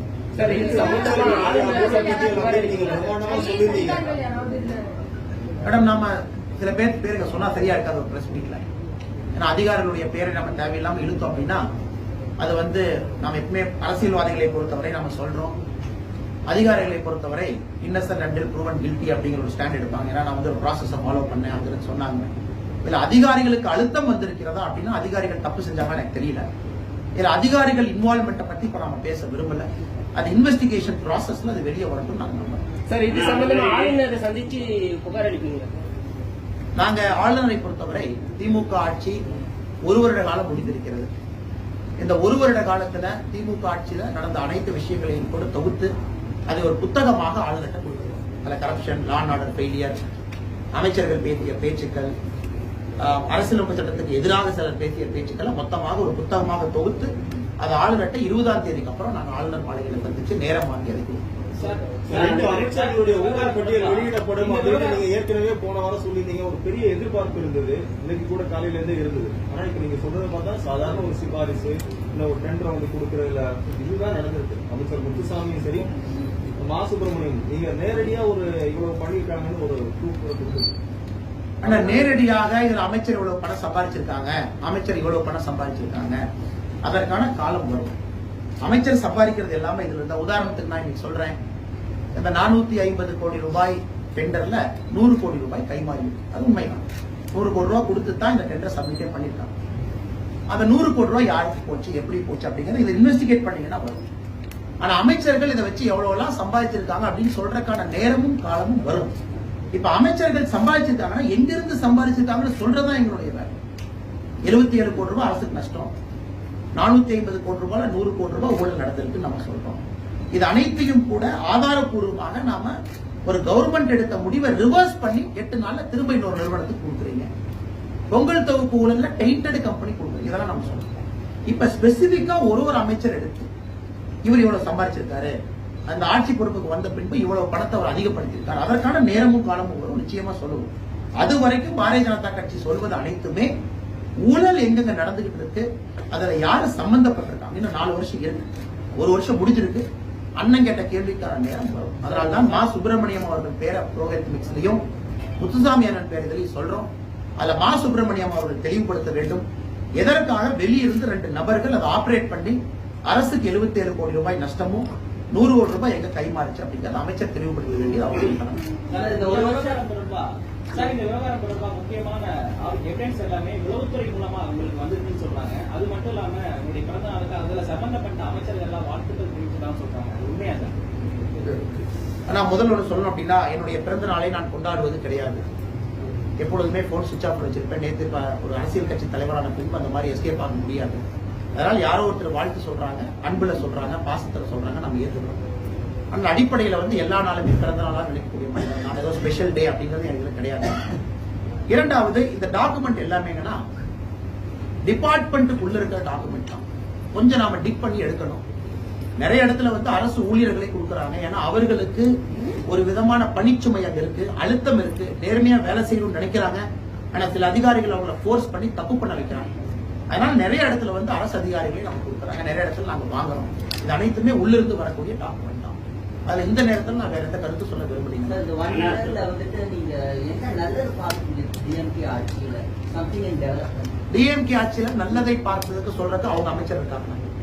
எதிர்கட்சியாக அவர்கள் செய்த தவறை சொல்வதற்கு நான் இருக்கிறேன். அதனால என்ன நல்லதை பார்த்திருக்கீங்க டிஎம்கே அமைச்சர்கிட்ட கேளுங்க. இன்னைக்கு நீங்க சிட்டியில பாத்தீங்கன்னா ஸ்டார்ம் வாட்டர் ட்ரெயின் நிறைய பண்ணிட்டு இருக்காங்க. பிகாஸ் லாஸ்ட் இயர் நீங்க ஆட்சிக்கு வந்த உடனே மழை தண்ணி பயங்கர ப்ராப்ளம் வச்சு நம்ம குறை சொல்ல முடியாது DMK. But now they are developing the city. அதெல்லாம் ஒரு நல்ல விஷயம். அவங்க ஒரு ஊக்கமா இருக்கு சார். எதிர்கட்சியில நீங்க ஒரு சப்போர்ட்டிவா நீங்க குறை சொல்றது, நீங்க உங்களுக்கு எதிர்கட்சியா நீங்க நிறைய சுட்டி காட்டுங்க, தவறு இல்லை. ஆனா நல்லது செஞ்சாலும் ஒரு டெவலப்மெண்ட் வந்தாலும் நீங்க நல்லது செஞ்சாதானே நீங்க சொல்றது என்னன்னா, ஆனா எப்ப பார்த்தாலும் குறையா சொல்றீங்க சொல்லாங்க. குறையா சொல்லுங்க, எதையுமே அவதூறா சொல்லுங்க. தேர்தல் அறிக்கையில சொல்றது நம்ம திரும்ப திரும்ப சொல்றோம். அந்தந்த காலகட்டத்தில் நிறைவு போடுறோம். தவறு செய்யும் பொழுது ஒரு அமைச்சரை பற்றி, துறையை பற்றி சொல்றோம். எங்களுடைய வேலை அவங்களை மோட்டிவேட் பண்ணி பூஸ்ட் பண்ணி காலகாலத்தில் ஜிம்முக்கு போய் வெயிட் தூக்கினா எப்படி உடம்பு பூஸ்ட் ஆகுமோ அது சொல்வது என்னுடைய வேலை கிடையாது. எங்களுடைய வேலை மக்கள் மன்றத்துல சில தவறுகள் இப்ப நீங்க கேட்டாலும் உங்க மேல கேஸ் போடணும். இப்ப பத்திரிகை துறையும் மிரட்டி வச்சிருக்காங்க. நீங்க எழுதுனீங்கன்னா வேற வேற ரீதியில வர்றாங்க. இதை சொல்லக்கூடிய தன்மைங்கிறது இப்ப பாரதிய ஜனதா கட்சிக்கு மட்டும்தான் இருக்குது அப்படிங்கிறது எங்களுடைய ஒரு எண்ணம். அதனால்தான் தைரியமாக சொல்லுவோம். ஏன்னா காமன் மேன் இதெல்லாம் சொல்ல முடியாது. ஒரு அரசாங்க அதிகாரி வெளியே பிரஸ் மீட் பண்ணி அதை சொல்லுவாரா? தமிழ்நாட்டில் விடுவாங்களா? அல்லது ஒரு காமன் மேன், ஒரு ஆக்டிவிஸ்ட் வந்து சொல்றது ஃபாலோ பண்ணுவாங்களா? அதையெல்லாம் தாண்டி பத்திரிகை நீங்க டைரக்டா எழுதுனா பத்திரிகைக்கு தான் தொந்தரவு கொடுப்பாங்க இருப்பாங்க. அந்த அளவுக்கு ஒரு வருடத்தில் ஆட்சி முடிவெடுக்கும் பொழுது சில தவறுகளை சொல்ல வேண்டிய கட்டாயத்தில் நாங்கள் இருக்கின்றோம் தான் நீங்க பாக்கணுமோ தவிர இதை குறை சொல்றாங்க, டெய்லி குறை சொல்றாங்க நீங்க பாக்கணும். இல்ல சார், எங்க பத்திரிகை பொறுத்தவரை நாங்க நிறைய லோக்கல் பேப்பர் தான் சார். ஒரு நிமிஷம் சார், நீங்க கேளுங்க. இல்ல சார், நான் முடிச்சிருந்தேன் சார். பிரஸ் மீட்டா கேட்கறதுக்கு வருவாங்க, கேட்பாங்க. நீங்க கேளுங்க, நான் யாரும் உங்களை கேட்க வேணும்னு சொல்லவே இல்லை. நாங்க வந்து லோக்கல், நாங்க அப்ரிஷியேட் பண்றது ஏன் அப்ரிஷியேட் பண்ண நாங்க இங்க வரல. நாங்க ஒரு லோக்கல் பேப்பர் தான். நாங்க வந்துட்டு அந்த நாங்க வந்துட்டு அங்க ஏதாவது பிரச்சனை இருக்கும்போது போட்டோகிராஃப் ஆனா எங்களுக்கு பாத்தீங்கன்னா பிஃபோர் அண்ட் ஆஃப்டர் ஒரு இது நாங்க போடுவோம் அடிக்கடி. அவங்க வந்துட்டு அதுக்கு அடுத்த வாரமே சரி பண்றாங்க நிறைய இடத்துல, இந்த லோக்கல் ஏரியால எல்லாம் சரி பண்ணா போட்டோ எடுத்து போட்டுட்டு தான் இருக்கோம். அதுதான் வாழ்த்துக்கள் அண்ணா, வாழ்த்துக்கள். நாளைக்கு நீங்க இந்த மாதிரி நிறைய போட்டு உங்களுக்கு பிரச்சனை வந்தா கூட கேள்வி கேட்கறதுக்கு நாங்க முன்னாடி வந்து நிற்போம். அந்த உறுதியும் உங்களுக்கு நாங்க கொடுப்போம். உங்க பணியை செவ்வனே செய்யுங்க. தமிழகத்தில் உள்ள 10% IAS IPS ஆபீஸ் வந்து முக்கியமான தகவலை உங்களுக்கு கொடுக்கறதாக உளவுத்துறை CM இன்ஃபார்ம் பண்ணிட்டு 10% IAS ஆபீஸ் உங்களுக்கு சாதகமா இருக்கு. அண்ணா, இந்த கேள்வியை பதிலளிப்பதோட மீடியா நண்பர்கள் இந்த கேள்வி நான் சொல்லணுமே, தமிழகத்திலிருந்து செலக்ட் ஆகக்கூடிய IAS IPS அதிகாரிகள் ரொம்ப குறைந்து கொண்டிருக்கின்றார்கள். இதை வந்து மீடியா நண்பர்கள் நீங்க பேசணும் அப்படிங்கிறது பாரதிய ஜனதா கட்சியினுடைய விருப்பம். அதாவது நான் உங்க பதிலுக்கு நான் வர்றேன். அதாவது 42 பேர் தான் தமிழ்நாட்டிலிருந்து செலக்ட் ஆகிறாங்க அப்படிங்கிறது நிச்சயமாக ஏற்றுக்கொள்ள முடியாது. 100 பேர் 120 பேர் செலக்ட் ஆன ஒரு ஸ்டேட் இன்னைக்கு 80, 70, 60 வந்து 42 வந்திருக்கு. சில பத்திரிகை கூட தலைப்பா எழுதியிருந்தீங்க. அதற்கு தமிழக அரசு உடனடியா தலையிட்டு தமிழ்நாட்டில் யாரெல்லாம் பிரிலிம்ஸ் பாஸ் பண்றாங்களோ அவங்களுக்கு 2 லட்சம் ரூபாய் மெயின்ஸ் ப்ரிப்பரேஷனுக்கு பணம் கொடுக்க வேண்டும். ஏன்னா மத்த அரசு கொடுக்குறாங்க, கர்நாடகா கொடுக்குறாங்க, வேற எல்லாம் கொடுக்குறாங்க. மெயின்ஸ் போகும்பொழுது 2 lakh rupees அவங்களுக்கு கொடுக்கணும். மெயின்ஸ் பாஸ் பண்றாங்கன்னா ஊக்கத்தொகை கொடுக்கணும். அதே போல தமிழ்நாடு அரசு நிறைய பயிற்சி மையங்களை உருவாக்க வேண்டும். Tier 2, Tier 3 சிட்டியில ஒரு திண்டுக்கல்லோ அல்லது சின்ன சின்ன Tier 2 சிட்டியில பயிற்சி மையங்கள் தமிழ்நாடு அரசு எடுத்து நடக்கும். ஏன்னா இந்திய ஆட்சி பணியில நம்முடைய தமிழ்நாட்டை சார்ந்த அதிகாரிகள் குறைஞ்சாங்கன்னா அது வருங்காலத்துல பிரச்சனை ஏற்படக்கூடும். ஒரு பெடரல் ஸ்ட்ரக்சர்ல ஒரு மாநிலத்திலிருந்து வரக்கூடிய அதிகாரிகள் குறையக்கூடாது. இது நம்முடைய முதலமைச்சர் அவருக்கு ஒரு வேண்டுகோளாக இந்த நேரத்தில் வைக்கணும். தயவு செஞ்சு IAS IPS IRS அதிகாரிகள் அதிகப்படுத்துவதற்கு முதலமைச்சர் முயற்சி எடுக்கணும். பிரிலிம்ஸ் பாஸ் பண்ணாங்கன்னா மற்ற மாநிலங்கள் கொடுக்கறது மாதிரி ஊக்கத்தொகையை அதிகப்படுத்தணும். ஃப்ரீ ஹாஸ்டல் ஃபெசிலிட்டி Tier 2 சிட்டில கொண்டு வரணும். தமிழ்நாடு தான் திரும்பவும் நம்பர் ஒன் ஸ்டேட்டா பல ஆண்டு இருந்தோம். ஆனா இப்ப அது குறைஞ்சிக்கிட்டு இருக்கு. அதற்கான முயற்சி எடுத்து கண்டுபிடிக்கணும். ஏன்னா சில ஆப்ஷனல் சப்ஜெக்ட் இப்ப சில பேர் விரும்புறது இல்லை. எல்லாருமே வந்து ஹிஸ்டரி, சோசியாலஜி, பப்ளிக் அட்மினிஸ்ட்ரேஷன் அந்த 3லயே திரும்ப திரும்ப சுத்துறாங்க. அதனால் புதிய ஆப்ஷனல் சப்ஜெக்டை மக்கள் எடுத்து படிக்கிறதுக்கு தமிழ்நாடு அரசு முதலமைச்சர் அவர்கள் ஊக்கம் கொடுக்க வேண்டும் என்று சொல்லியிருக்கிறோம். அண்ணன் கேள்விக்குன்னா இதான் என்னோட ஏரியா தான், இதான் எங்களுடைய கன்சர்ன். கட்சியாக நிறைய தமிழ்நாடு அதிகாரிகள் வரும். அப்பதான் அவங்க டெல்லியில போய் இருந்தாங்கன்னா நாளைக்கு டெபுடேஷன்ல தமிழ்நாடுக்கு தேவையான விஷயத்தை நம்ம செஞ்சுட்டு வரோம். இப்ப இருக்கிறதே ரொம்ப குறைவுன்னா டெல்லிக்கு போறவங்க குறைவா இருப்பாங்க. நாளைக்கு நம்ம சில அரசு கிட்ட செய்யக்கூடிய வேலைகள் ரொம்ப குறைவா போயிடும். கேரளா பாத்தீங்கன்னா ஹையஸ்டா டெல்லியில் உட்கார வச்சிருக்காங்க. ஒரு ட்ரெயின் தமிழ்நாட்டுக்குள்ள எந்த ட்ரெயின் வந்தாலும் எக்ஸ்டென்ஷன் கேரளாக்குள்ள எப்படி கொண்டு போறாங்கன்னா ஆபீசரை கண்ட்ரோல் பண்ண முடியும், சிஸ்டத்தை கண்ட்ரோல் பண்றாங்க. தமிழ்நாடை பொறுத்த வரைக்கும் சிஸ்டமை கண்ட்ரோல் பண்ணக்கூடிய எபிலிட்டி நம்ம குறைஞ்சிக்கிட்டு இருக்கு என்பது நிதர்சனமான உண்மை. அதை பற்றி அது உங்களுடைய பிரைவேட் கருத்துங்கன்னா அதை பற்றி நான் கண்டிப்பா கருத்து சொல்ல விரும்புகிறேன். சமீப நாட்களா பாஜக அதிமுக இடையே வார்த்தை போர் அதிகமா இருந்துட்டு வருது. மாறி மாறி வந்து பிரஸ் மீட் பண்ணிட்டு இருக்கிறீங்க, குற்றச்சாட்டுகளை வச்சுட்டு இருக்கிறீங்க, கருத்துக்களை முன்வச்சுட்டு இருக்கிறீங்க. எப்படி பாக்குறீங்க அண்ணா? தமிழ்நாடு பாரதிய ஜனதா கட்சியை பொறுத்தவரை அனைத்து இந்திய அண்ணா திராவிட முன்னேற்ற கழகம் எங்கள் தோழமை கட்சி எல்லாம் தாண்டி மத்திய அரசிலே நாங்கள் 2014 தொடர்ச்சியாக இருந்து கொண்டிருக்கின்றோம். முக்கியமான திட்டத்திற்கெல்லாம் சப்போர்ட் பண்ண ஒரு பெரிய கட்சி. ஆர்டிகல் 370 விவசாய சட்டத்திலிருந்து முக்கியமான சட்டங்களுக்கு நாட்டிற்காக எங்களோட நின்றுட்டாங்க, அரசியல் காரணத்தை எல்லாம் தாண்டி. ஆனா இப்ப அதிமுக வந்து அண்ணன் பொன்னையன் அவர்களோட கருத்து சொன்னாங்க, அண்ணன் செல்லூர் ராஜா அவங்க கருத்து சொன்னாங்க. அதெல்லாம் என்னை பொறுத்தவரை தனிப்பட்ட கருத்து தான், அதுக்கெல்லாம் ரியாக்ட் பண்ணணும்னு அவசியம் கிடையாதுன்னா. எங்களை பொறுத்தவரை நாங்கள் தெளிவாக இருக்கின்றோம். அதிமுகவை அழித்துத்தான் பாரதிய ஜனதா கட்சி வளர வேண்டும் என்கின்ற எண்ணம் பாரதிய ஜனதா கட்சிக்கு எப்பொழுதும் கிடையாது. 70% மக்கள் திராவிட முன்னேற்ற கழகத்தை எதிர்த்து தான் தமிழ்நாட்டில் ஓட்டு போறாங்க. அங்க பிஜேபிக்கு ஸ்பேஸ் இருக்கு, பெரிய அளவுல வளர்றதுக்கு. மக்கள் எங்களோடு இருக்காங்க. தேசியத்துக்காக தமிழ்நாட்டில் 20% மக்களுக்கு மேல தேசியத்துக்காக ஓட்டு போட்டவங்க இப்போ இருக்காங்க. அதனால அதிமுகவை கீழே தள்ளி வச்சுட்டு பிஜேபி வளரணும் அப்படின்னு பொன்னையண்ணன் சொன்ன கருத்தை நான் ஏத்துக்க மாட்டேன். எங்களுக்கு அந்த மாதிரி நோக்கமும் கிடையாது. அதே நேரத்தில் 2024 நீங்க பாத்தீங்கன்னா அனைவருமே ஒரு கூட்டணியில் இருக்கும், என்டிஏ கூட்டணியில் இருக்கும், எந்த குழப்பமும் இல்லை. இதை வந்து ஓபிஎஸ் அண்ணா இபிஎஸ் அண்ணா சொல்லியிருக்கோம். அதே நேரத்தில் எங்களுடைய தலைவர்கள் சொன்ன கருத்து கவனத்துக்கு வந்த பிறகு சொல்லி இருக்கின்றோம், யாரும் இனி பேசக்கூடாது. மாநில தலைமையினுடைய அறிவுறுத்தல் இல்லாமல், நம்முடைய மீடியா சென்டருடைய பர்மிஷன் இல்லாம யாருமே அவருடைய தனிப்பட்ட கருத்தை அதிமுகவை பத்தி வைக்கக்கூடாது. அதில் நாங்க ரொம்ப தெளிவா இருக்கோம். எங்களுக்கும் அதிமுகவுக்கும் இடையில் எந்த விதமான சண்டையோ சச்சரவோ குழப்பமோ கிடையாது. அதே நேரத்தில் அதிமுக தொடர்ந்து யாராச்சும் சொன்னா கூட அது ஓபிஎஸ் அண்ணனும் இபிஎஸ் அண்ணனும் கேட்பார்கள் என்கின்ற நம்பிக்கையும் இந்த விவாதம் தமிழகத்துல ஸ்டாண்ட் தான் சொல்லிட்டாரு சார். செல்வராஜன் சார் சொல்லிட்டாரு ஏடிஎம்கே ஸ்டாண்ட். ஆனா ஏடிஎம்கேவுடைய ஸ்டாண்ட் வந்து அண்ணன் இபிஎஸ் அவர்களும் அண்ணன் ஓபிஎஸ் அவர்களும் சொல்றதுதான் ஏடிஎம்கே ஸ்டாண்ட். அவங்க அபிஷியலா அவங்களுடைய ஸ்டாண்டை வந்து தெளிவுபடுத்திட்டாங்க.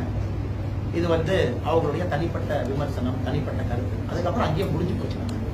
இதை வந்து அவங்க சொன்னாங்க, பிஜேபி ஒருத்தர் கவுண்டர் சொன்னாங்கன்னா அதுக்கு முடிவே இல்லை. ஆனால் பாரதிய ஜனதா கட்சியை பொறுத்தவரை தெளிவாக இருக்கின்றோம். பிஜேபியிலிருந்து யாரும் பேசக்கூடாது என்று தெளிவாக சொல்லி இருக்கின்றோம். இதை யாரும் பேசாது. தமிழகத்துல பாஜக உண்மையிலேயே வளருது அப்படின்னா, நான் முடிச்சுட்டு போறேன். தமிழகத்துல பாஜக உண்மையிலேயே வளர்ந்துட்டு இருக்கு அப்படின்னா வர நாடாளுமன்ற தேர்தலில் தனித்து நிற்க தயாரான சீமான் கேட்டிருக்காரு. உங்களுடைய பதில் என்ன? நாடாளுமன்ற தேர்தல் என்பது நம்முடைய அண்ணன் சீமான் அவர்கள் ஒரு கருத்து சொல்லியிருக்காங்க. நாடாளுமன்ற தேர்தல் என்பது எந்த கட்சி தமிழ்நாட்டில் பெரிய கட்சின்னு காட்ட தேர்தல் இல்லைங்க. அது நமக்கு தெரியும். ஏன்னா ஆட்சி மாற்றம் தமிழ்நாட்டில் வருமானு இப்ப எனக்கு தெரியாது. நாடாளுமன்ற தேர்தலை பொறுத்தவரை அகில இந்திய அளவில் நரேந்திர மோடி அவர்கள் 400 எம்பிக்களை பெற்று மறுபடியும் 3வது முறை வர வேண்டும் என்பதற்கான தேர்தல். அதுதான். அதுல பாரதிய ஜனதா கட்சியோடு யாரெல்லாம் துணை இருக்கின்றார்களோ அனைவருடைய ஒத்துழைப்பையும் வைத்துக் கொண்டு 400 எம்பியை தாண்டணும். ஏன்னா வலிமையான இந்தியா வேணும். 400 எம்பிக்களை தாண்டணும் அப்படிங்கிற அடிப்படை தான்.